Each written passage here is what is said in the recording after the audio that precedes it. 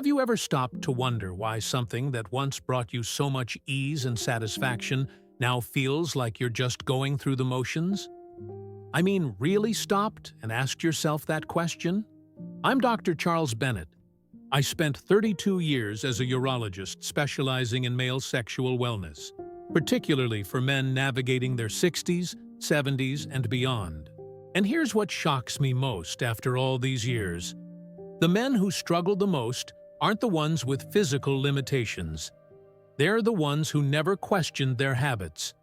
The ones who kept doing things the exact same way they did at 25, wondering why it stopped working at 65. What if I told you that nearly everything you believe about maintaining your intimate vitality is actually backwards? That the conventional wisdom you've followed for decades might be the very thing quietly eroding your pleasure, your confidence, and your connection to your own body? In the next several minutes, I'm going to challenge 7 deeply held assumptions that most men never think to question. And I want you to really sit with these questions. Not just hear them, but feel them. Because the difference between men who thrive in this stage of life and those who quietly resign themselves to decline often comes down to one thing: their willingness to examine what they've always taken for granted. Before we go further, let me ask you something. When's the last time you actually thought about how you approach self-pleasure? Not just did it out of habit or routine, but genuinely considered your technique, your mindset, your entire approach? For most men, the answer is never, or maybe once, 40 years ago, when they first figured out what worked. And that's exactly where the problem begins. See, your body at 67 is not the same body you had at 27. That's not a tragedy. That's not something to mourn or fight against. It's simply a fact. But here's the question nobody asks. If your body has changed, why hasn't your approach changed with it? Think about anything else in your life. You don't drive the same way you did as a teenager, do you? You've adjusted. You don't eat the same foods, exercise the same way, or even sleep on the same mattress. You've adapted everything to match who you are now. Everything except this one deeply personal aspect of your life. Why is that? Where did you learn that sexual habits are supposed to be set in stone? Who told you that real men don't evolve, don't explore, don't question whether there might be a better way? I'll tell you where it came from. It came from a culture that taught you to be silent about these things, to figure it out in private, perfect it young, and then never speak of it again. You learned in secrecy, you practiced in shame, and you carried that emotional baggage into every intimate moment for the next 5 decades. But what if that entire foundation is flawed? Let me take you back to a conversation I had with a patient about 8 years ago. Robert was 71, recently widowed, and he came to me frustrated. He said everything felt numb, disconnected, like he was performing a chore rather than experiencing pleasure. We talked for almost an hour, and finally I asked him, "Robert, when you're alone, how long does it typically take you?" He looked embarrassed and said, "I don't know, maybe 3 minutes?" 3 minutes. So I asked him why. Why 3 minutes? Was he in a hurry? Was someone waiting for him? Did he have somewhere urgent to be? He sat there in silence for a long moment. And then he said something I'll never forget. He said, I guess I've always done it that way, since I was 14 and didn't want to get caught." 14 years old. He was 71 and still operating from the survival instincts of a teenager sneaking around his parents' house. That's when I realized this wasn't a physical issue at all. This was about unexamined patterns, beliefs that calcified into behaviors, and behaviors that became invisible over time. So let me ask you the same question. I asked Robert, "Why do you rush? Really think about it. What are you racing toward? What are you afraid will happen if you slow down? That you'll lose interest? That you'll lose your ability to finish? That taking your time somehow makes you less capable? What if all of those fears are just echoes from a past that no longer exists? Here's what I've observed in thousands of patients over the years. The men who report the highest satisfaction, the deepest pleasure, and the strongest ongoing confidence aren't the ones trying to replicate their youth. They're the ones who've made peace with the present.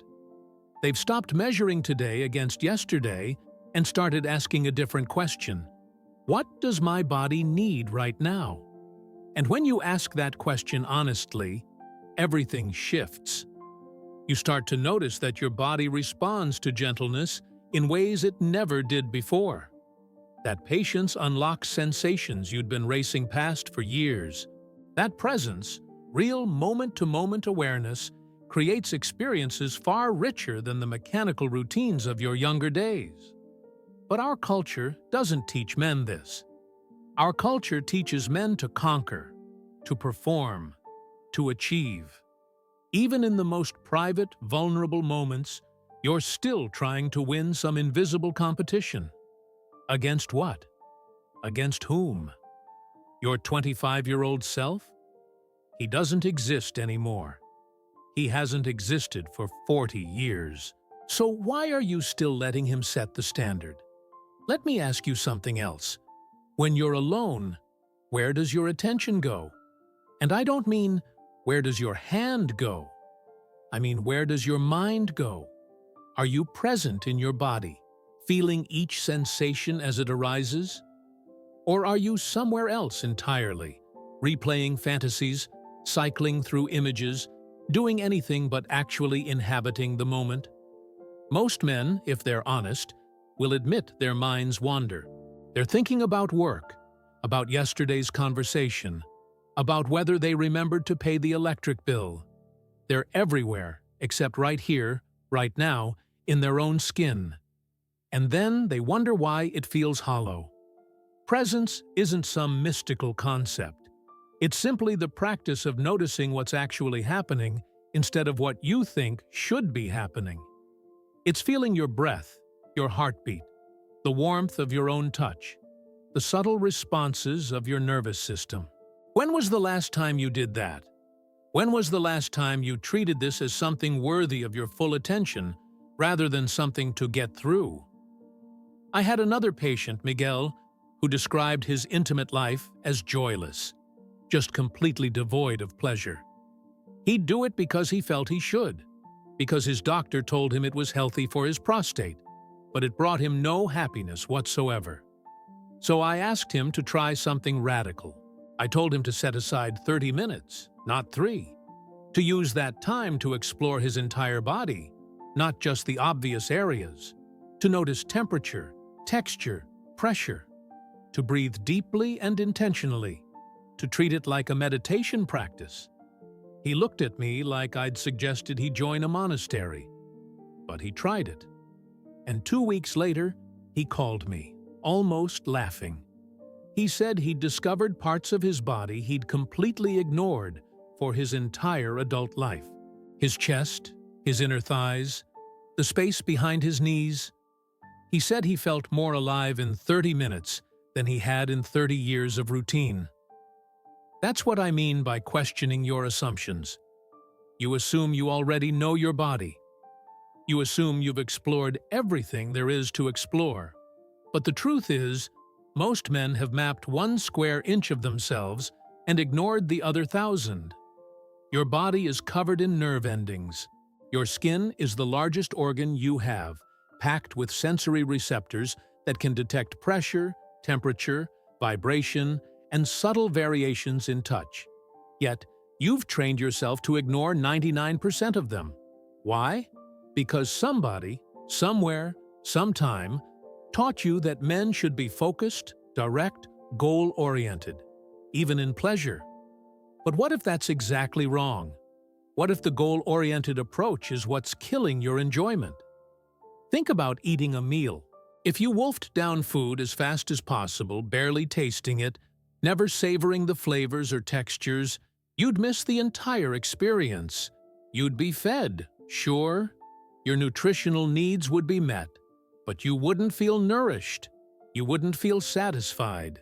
The same principle applies here. When you race toward climax, treating everything before it as just a means to an end, you're missing the richness of the journey. And at this stage in your life, the journey is where the real value lives.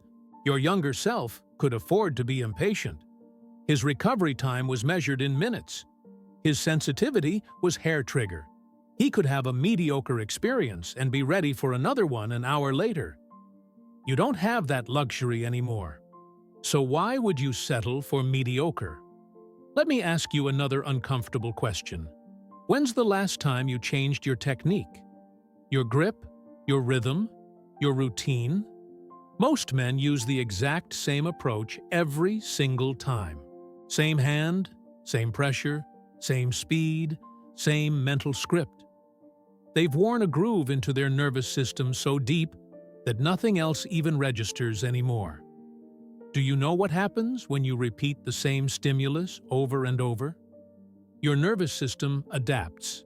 It becomes desensitized. What once felt intense becomes muted. What once felt satisfying becomes barely noticeable. It's not that your body stopped working. It's that your body got bored. Neuroplasticity works both ways. Your brain strengthens the pathways you use and prunes the ones you don't. If you only ever stimulate yourself one way, that's the only pathway that remains sensitive.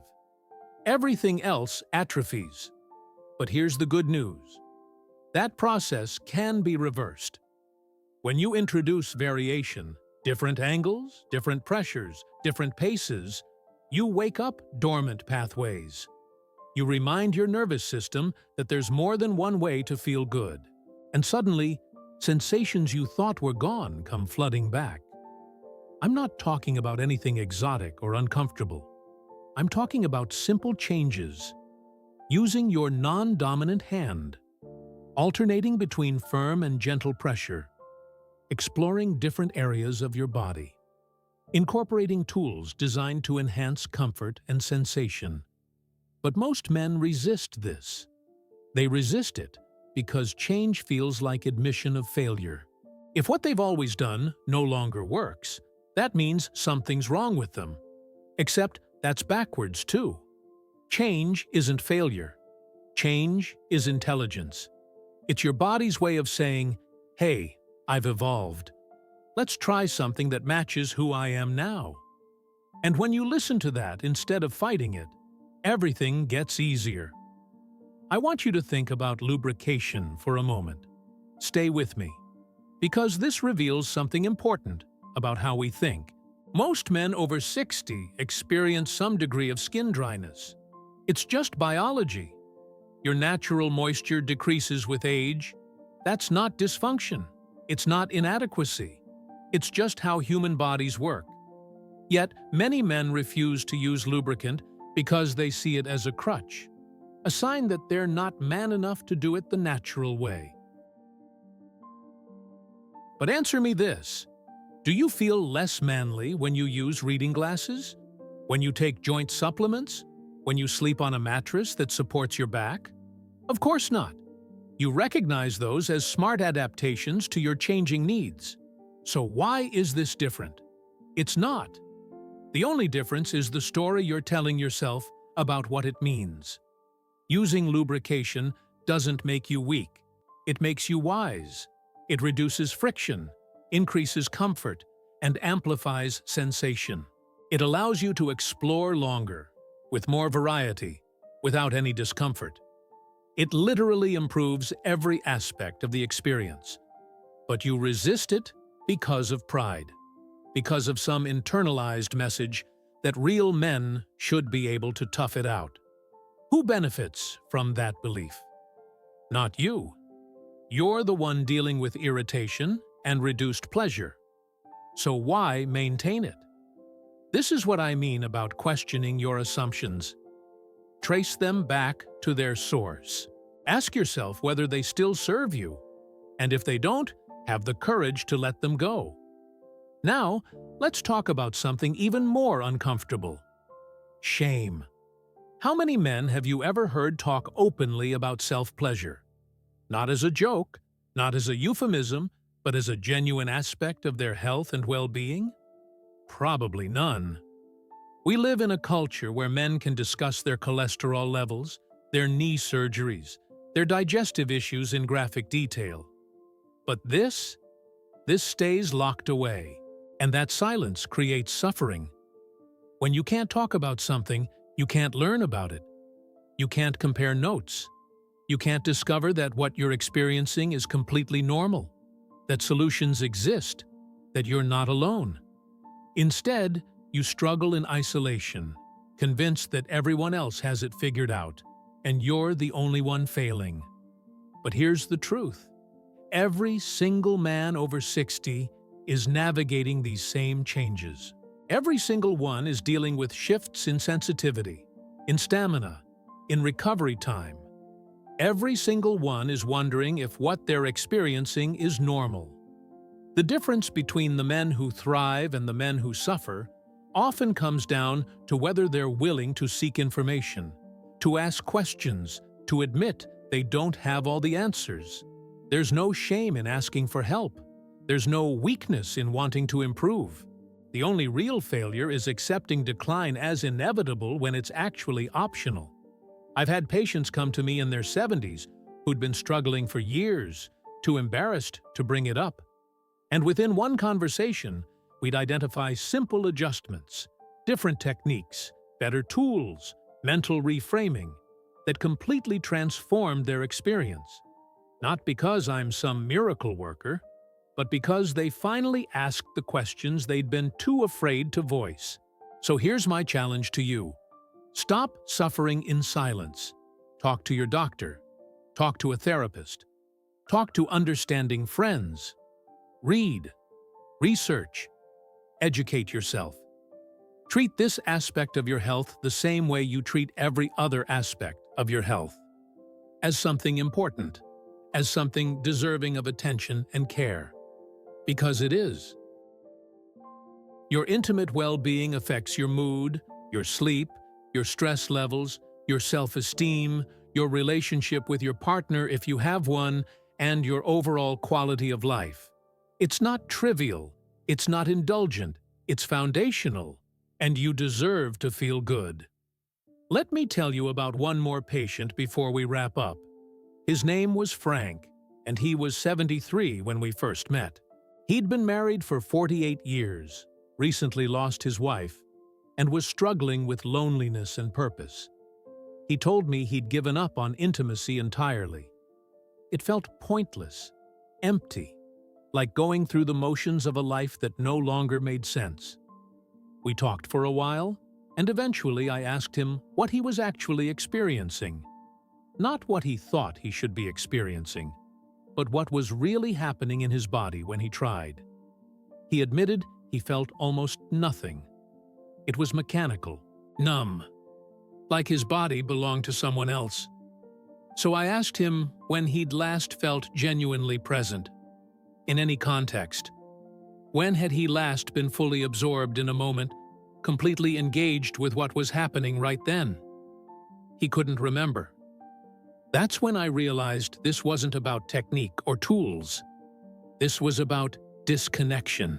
Frank had spent so much of his life performing duties, meeting expectations, and taking care of others that he'd forgotten how to actually inhabit his own experience. So, I gave him homework. I told him to spend 10 minutes every day doing nothing but breathing and noticing sensations. Not sexual sensations, just any sensations. The feeling of air on his skin, the weight of his body in a chair, the temperature of a cup of coffee. He thought I was crazy, but he tried it. And slowly, over weeks, something shifted. He started feeling more present in his daily life, more aware, more alive. And that awareness naturally extended to his intimate moments. He called me about 3 months later and said, "Doc, I finally understand what you meant. I'd been living in my head for so long, I forgot I had a body. Now I remember.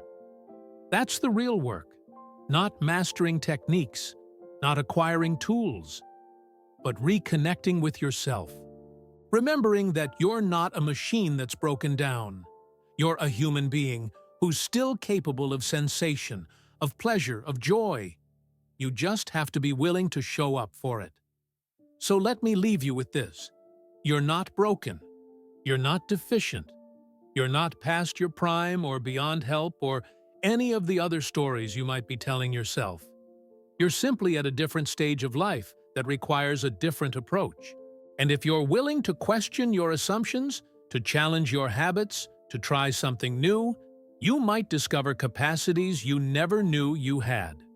Not because you've somehow reversed aging, but because you've stopped fighting it. The most satisfied men I've worked with at this stage aren't the ones clinging to youth. They're the ones who've embraced where they are, who've traded speed for depth, performance for presence, and achievement for genuine connection. They're the ones who've asked themselves, what do I actually want from this experience? Not what did I used to want, not what I think I should want, but what would actually nourish me right now? That's the question that changes everything.